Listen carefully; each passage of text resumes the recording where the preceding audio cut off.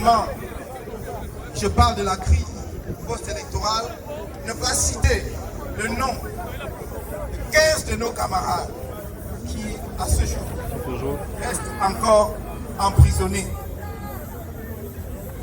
Le premier vice-président du mouvement pour la renaissance du Cameroun, M. Mamadou Yacoub. Libérez Mota. Applaudissez encore plus fort pour lui.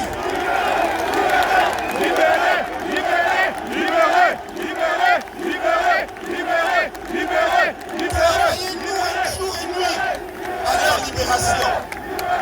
C'est un authentique héros de la politique nationale camerounaise. C'est un authentique héros du combat pour la liberté, pour le changement, pour la République nouvelle. Il a été brisé, broyé physiquement, mais il reste plus fort que jamais mentalement. Libérez, libérez, libérez. Comme vous le savez, il a eu le crâne cassé. Il a eu un bras cassé, brisé. Vous l'avez vu sous le plâtre. Il a eu des côtes cassées. Tout simplement parce qu'il a dit « Je sais pourquoi je me bats ». Ce n'est pas sous la contrainte de qui que ce soit. Monsieur Campton ne m'a pas donné un centime. Parce qu'on me prête beaucoup d'argent. On dit que je suis milliardaire au point où j'ai probablement acheté le billet d'avion pour nombre d'entre vous qui sont partis de loin pour venir. Je dis non. C'est la parole de vérité authentique. C'est l'engagement sincère pour le peuple camerounais qui vous met debout. Mais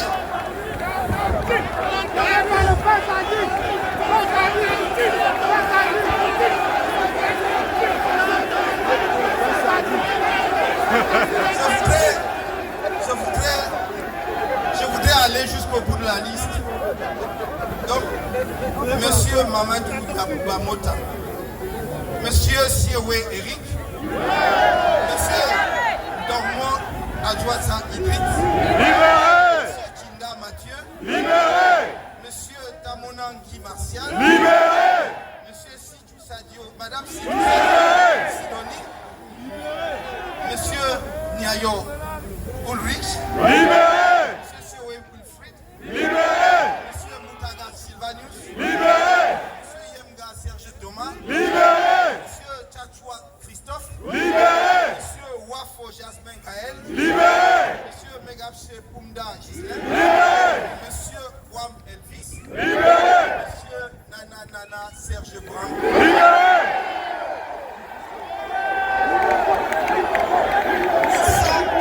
Au moment où je vous parle, encore derrière les bancs. Ils sont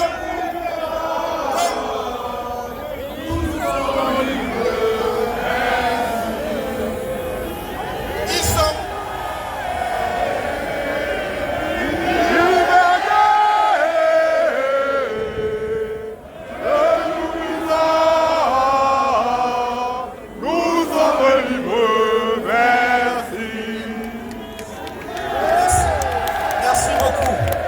Merci. Ça me va droit au cœur et je suis sûr que du fond de leur prison, ils auront des échos de votre chant de soutien. Mais je voudrais vous dire, ne dormez pas.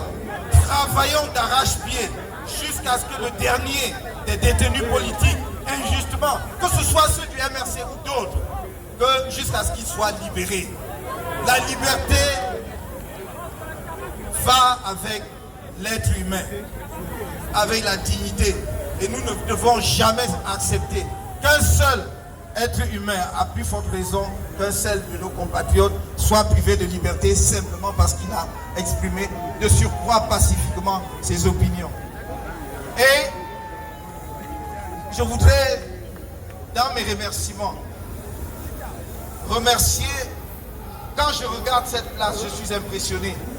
Des dizaines de milliers de Camerounais ont fait le déplacement, parfois de très loin, y compris du Cameroun, mes amis qui sont là nombreux, qui sont venus du Cameroun, tout droit pour participer à ce meeting. Je voudrais leur dire combien je suis touché par leur présence. Et combien je les aime. Parce qu'au quotidien, là-bas, c'est grâce aussi à leur souffle, à leur visite dans les prisons que nous tenons, que nous avons tenu et que ceux qui y sont encore tiennent. J'ai coutume de dire au Cameroun, nous nous battons pour que tous les Camerounais soient libres. Nous nous battons pour que notre pays soit meilleur, y compris pour ceux qui nous torturent aujourd'hui, y compris pour leurs enfants. Ils ont leur place pourvu qu'ils comprennent une fois pour toutes que nous ne voulons plus répéter cette expérience dans notre pays.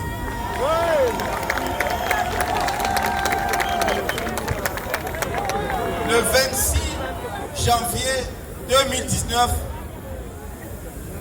on a inauguré un nouveau cycle dans la férocité de la dictature. Pendant longtemps, elle fut reptilienne.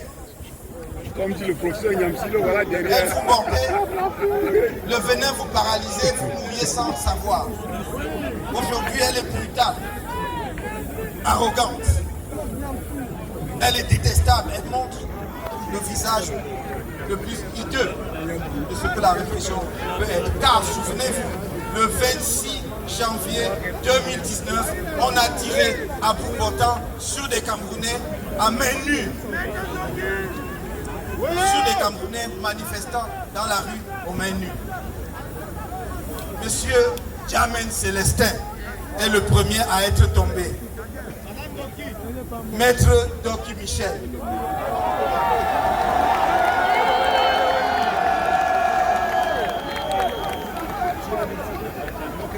Je n'oublie personne. Monsieur Gankam Pierre Gaïtan. Vous avez sans doute vu sa vidéo. C'est celui sur qui on tire à bout portant. On y marche alors. Et Madame Adèle Guibetson. On n'épargne ni homme, ni femme, ni enfant. Mais c'est le propre de toute dictature d'user de la dissuasion. Et la dissuasion, l'arme de la dissuasion, c'est le traumatisme psychologique. C'est de frapper le plus fort possible sur celui qui ose, afin que plus personne n'ose. Alors c'est vous qui savez le message que vous devez donner en réponse. Ce n'est pas à moi. Si vous voulez rester des êtres debout et que vous n'acceptez pas la dictature, alors vous devez dire que, comme on vient de vous le dire tout à l'heure, la peur nous a quittés. Est-ce que le Cameroun appartient à quelques individus? Non! Est-ce que nous quémandons notre citoyenneté camerounaise? Non! Est-ce que ce n'est pas notre patrie? Si! Alors, parce que c'est notre patrie, nous avons notre contribution à apporter à l'édification de ce pays. Et que personne ne vous demande jamais de venir vous mettre à genoux pour obtenir quelques faveurs, pour agir en tant que Camerounais. C'est votre droit le plus absolu. Le hasard de l'histoire, je dis bien le hasard de l'histoire, a voulu qu'à un moment donné, quelqu'un fût à une position donnée et qu'on lui fasse la coupe d'échelle pour accéder aux plus hautes fonctions. Et que désormais, il crée et crée à tour de bras. C'est pas moi qui l'ai dit, les créatures à coup de créatures. Mais nous devons dire que notre citoyenneté camerounaise, notre enracinement national, notre patriotisme, je veux dire notre nationalisme, le mot fut galvaudé pendant l'entre-deux-guerres, mais ce n'est pas un crime d'être nationaliste. Que notre nationalisme va chercher dans le très fond de notre histoire. La racine va aussi loin que la fin du 19e siècle, au moins. Lorsque Douala Mangabé envoie son secrétaire au Sodide, alors qu'il est confronté justement au pouvoir colonial allemand qui lui arrache ses terres, il envoie chez Martin Paul Sartre pour dire « Je suis en difficulté, venez pour que l'on défende ma cause ». Et donc, d'une cause locale, il en a fait une cause nationale. De quelque chose qui était limité dans la zone de Douala, c'est devenu un problème camerounais. Donc, ne croyez pas que nous sommes une génération spontanée. Si nous ne prenons pas souche sur ce courant qui va dans les profondeurs, qui va chercher plus loin que l'humus dans les strates inférieures de notre société, alors nous ne comprenons pas d'où nous venons. Et c'est ce même courant qui a continué, qui a donné naissance à ce que nous connaissons à partir de 1948 avec des nationalistes de l'UPC. Ruben Niobé n'est pas tombé du ciel.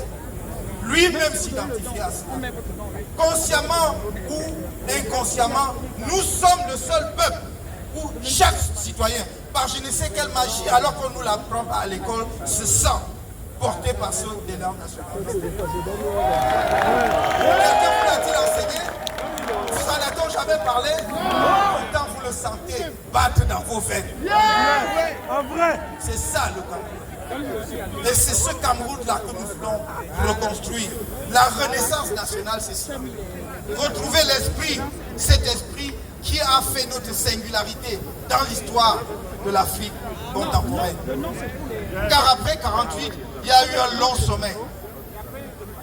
Nous marchons dans la nuit depuis longtemps, flanc contre flanc, épaule contre épaule parfois. Mais on nous a appris à ne pas nous parler alors que nous portons en bandoulière les mêmes misères. C'est vrai! Alors on a instillé la division afin que jamais ceux qui partagent les mêmes souffrances ne puissent pas se tendre entre eux un bol de sourire. Nous sommes venus pour que nous partagions ensemble ce sourire, cette solidarité qui va remettre le Cameroun debout plus que jamais. Plus que jamais.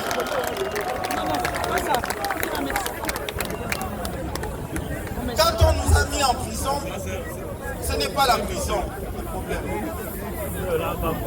Nous étions, nous sommes, nous serons préparés à la prison, c'est pas le ça le sujet. C'est vrai. J'entends souvent une petite musique, j'aime pas ces formules.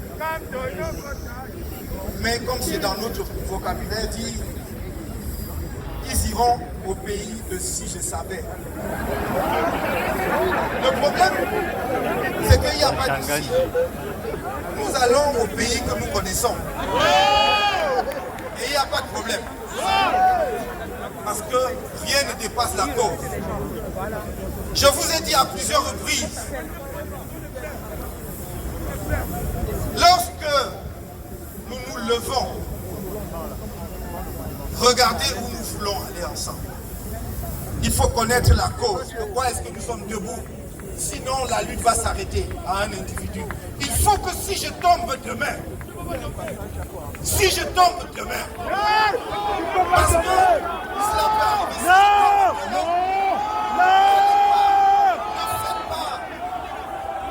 Ne faites pas des queues interminables pour aller déposer des bouquets de fleurs et je ne sais quoi sur ma tombe. Reprenez le flambeau et poursuivez la lutte.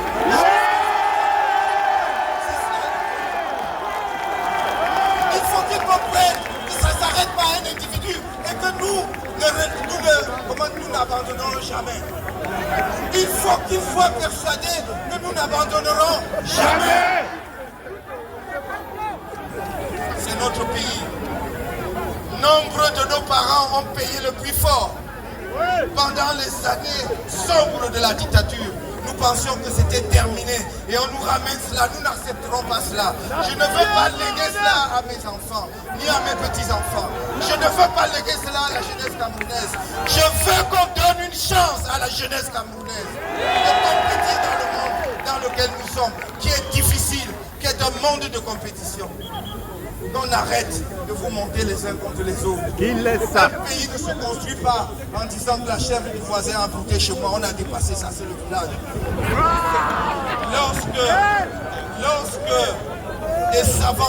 Lorsque des savants dans des pays qui hier étaient considérés comme des pays sous-développés se mettent à calculer la trajectoire pour lancer une fusée, ils ne demandent pas si son collègue avec qui il travaille Si c'est un Indien, il ne demande pas s'il est de Bangalore ou de Mumbai. Ils travaillent ensemble pour calculer la trajectoire de fusée et lancer leur pays dans l'espace et dans la Lune. C'est ce que vous devez faire. La naissance est un hasard. Personne, aucun d'entre nous n'a choisi de naître là où il est né. Personne. Alors nous ne devons pas accepter que les gens nous enferment dans ces casiers. Nous avons dépassé cela résolument.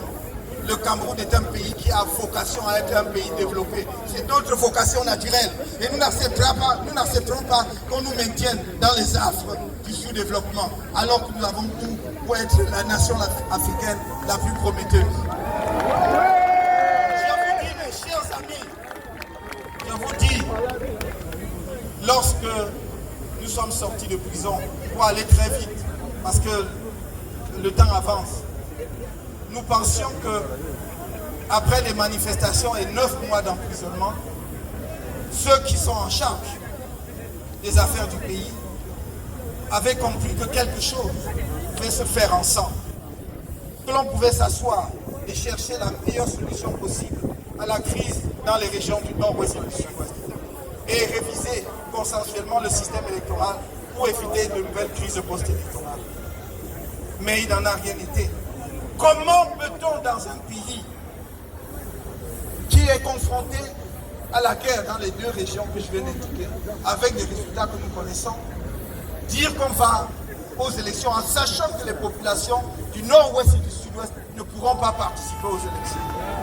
Il ne suffit pas d'envoyer des camions de militaires là-bas, soit pour maintenir la paix, soit pour voter à la place des populations, pour faire croire qu'il y a eu un vote dans les régions du nord-ouest et du sud-ouest. Nous avons donc dit, tant qu'on n'a pas réglé la crise du nord-ouest et du sud-ouest, tant qu'on n'a pas révisé de façon consensuelle le code électoral, nous ne pouvons pas aller aux élections. Voilà pourquoi le MRC a pris la décision de ne pas aller aux élections. Nous ne pouvons pas accompagner une telle mascarade. Je voudrais dire et redire, je voudrais vous dire ceci, que ceux qui disent qu'ils vont aller aux élections pour contribuer à changer le Cameroun, vous disent par quelle magie ils vont le faire. L'Assemblée nationale du Cameroun a 180 députés. L'ensemble des partis d'opposition va en compétition pour 46 sièges de députés. Donc le RDPC a déjà 134 avant qu'on aille aux élections. Avant qu'on aille aux élections. Qu'ils vous disent donc, par quelle alchimie, par quelle, je ne sais pas moi, magie, tour de passe-passe, ils vont pouvoir contribuer à l'Assemblée nationale. Même lorsque l'opposition avait pratiquement 80 députés, 68 députés de l'UNDP à l'époque, 12 de l'UPC, ils n'avaient jamais pu influencer. Après les élections de 82. Ils vont en compétition pour 46 sièges. Cela veut dire qu'ils n'ont même pas l'assurance d'avoir les 46 sièges. Mais même si on leur donnait les 46 sièges, qu'est-ce qu'ils peuvent en faire?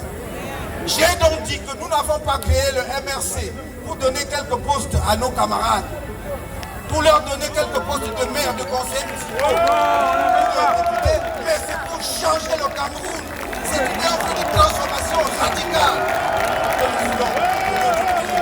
C'est pourquoi nous ne pouvons pas accompagner cette mascarade. Et nous invitons tous nos compatriotes qui comprennent justement le sens de notre décision. Et ils sont nombreux. Ils ne prennent aucun risque à rester chez eux le 9 février prochain.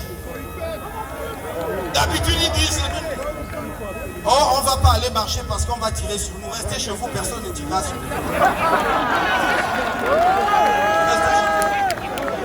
Laissez-les. Je suis enfin venu vous dire, mes chers amis, que un horizon extraordinaire se présente. Extraordinaire. Je ne vais pas revenir ce qui est dans notre programme de campagne que vous connaissez. Vous savez à quel point je compte sur la diaspora pour bâtir la République du Cameroun. Vous le savez. Et vous avez montré, diaspora camerounaise, avec votre soulèvement et vos marches dans les différentes capitales européennes, que la diaspora camerounaise est non seulement la diaspora phare en Afrique par sa qualité, mais que c'est une diaspora issue d'un pays qui a une tradition historique de lutte politique. Et vous nous avez rendus fiers, comme vous avez rendu fiers tout le peuple camerounais. Je suis fier de vous. Oui, montrez, parce que notre combat se fera partout. Il devra être mené partout. Partout, soutenez ceux qui sont au pays, mais continuez à le mener ici, jusqu'à ce que nous arrivions au résultat que nous voulons. Dans le programme, je serai bref. Comme vous le savez, et vous pouvez regarder notre projet de société depuis 2012. Depuis 2012. J'ai toujours soutenu très largement, non même pas la double nationalité, mais la multiple nationalité. Il faut donner l'occasion à nos compatriotes qui vivent ailleurs partout dans le monde. Nous sommes dans un monde global. Vous qui avez la chance de vous frotter à la compétition internationale, qui avez acquis de l'expérience dans les écoles, dans vos métiers, vous devez ramener au Cameroun pour bâtir le pays qu'il faut. Et nous avons de nombreuses expériences dans notre pays, nous ne ferons pas l'exception. Aucun pays ne s'est développé, n'est devenu un grand pays sans un apport extérieur. Ça n'existe pas. Regardez l'histoire des peuples, que ce soit de celui de ce pays, des États-Unis ou d'autres peuples. Ça se fait comme ça ne se fait pas autrement. Si en plus vous avez la chance que ce soit vos propres compatriotes qui a acquis cette expérience extraordinaire, c'est un crime de ne pas tirer parti de cela. Donc je vous attends. Je vous attends sur le terrain au Cameroun, mais ici, je vous attends parce que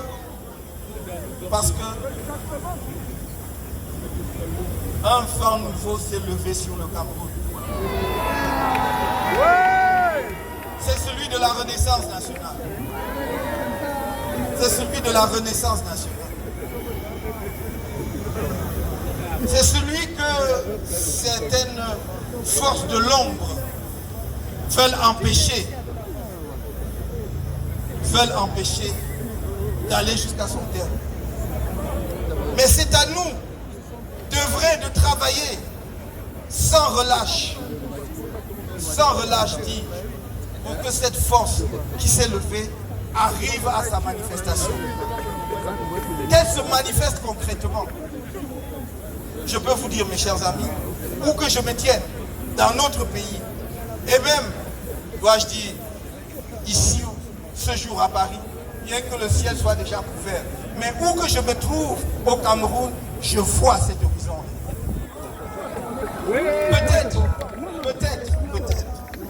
Peut-être, certains d'entre vous le voient également.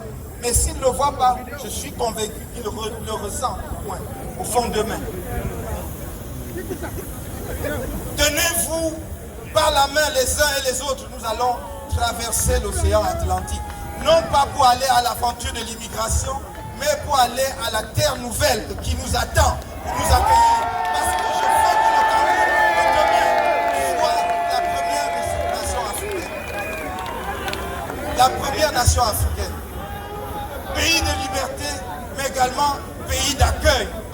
Notre engagement, c'est que le Cameroun de demain sera ouvert à tous les Africains qui veulent bien venir contribuer à l'essor du Cameroun et à la construction du Cameroun. C'est notre engagement ferme. C'est notre engagement ferme. Et je l'ai dit pendant la campagne. Lorsque nous y arriverons, et le temps ne sont plus loin, les temps sont mûrs, ce moment-là n'est plus très loin, croyez-moi. Lorsque nous y arriverons, je peux vous le dire, le panafricanisme commencera en Afrique centrale à s'incarner. Et vous allez voir ce qu'on va faire. Ça sera pas un discours. Parce que moi, je ne crois pas au discours sur le panafricanisme si ce n'est pas accompagné d'actes concrets, de faits. En attendant les États-Unis d'Afrique à 54, je voudrais les États-Unis d'Afrique à 2, à 3, à 4, avec ceux qui sont prêts. Travaillons à donner de l'espérance à l'Afrique. Regardons-nous comme des êtres humains. Quel complexe vous avez? Ici, vous faites les mêmes écoles. Vous êtes au moins aussi brillants, sinon plus, que la plupart de vos collègues, co-apprenants qui viennent d'ailleurs. Mais qui donc, après, vous met dans la tête ce complexe qui vous met toujours un cran en dessous? La seule façon de vous affranchir de ce sentiment, c'est que nous propulsions notre développement. Dans les années 70, on regardait les Japonais après condescendants. Dans les années 80-90, on ne voyait à peine pas les Chinois. Mais aujourd'hui, partout, dans tout le monde entier, on leur fait des poupettes. Parce qu'ils ont montré par le développement de leur pays, leur réalisation et leur développement, qu'ils sont des êtres humains à part entière, respectables. La dignité, ça se conquiert et ça se défend. Personne ne vous donnera cela gratuitement. Donc, regardons ensemble. Nous allons, je vous ai dit, je n'ai pas pris la mer Rouge, c'est trop étroit. Nous allons traverser l'océan. Pas pour aller aux Amériques ou en Europe, pour aller à notre propre terre promise. Je vous le dis et je voudrais que la diaspora camerounaise se mette debout et liée, mais qu'elle ne s'assoie plus jamais. Qu'elle se bat, qu'elle avance en avant, toujours, jusqu'à ce qu'ensemble, main dans la main, nous allions cueillir le soleil. Je vous remercie.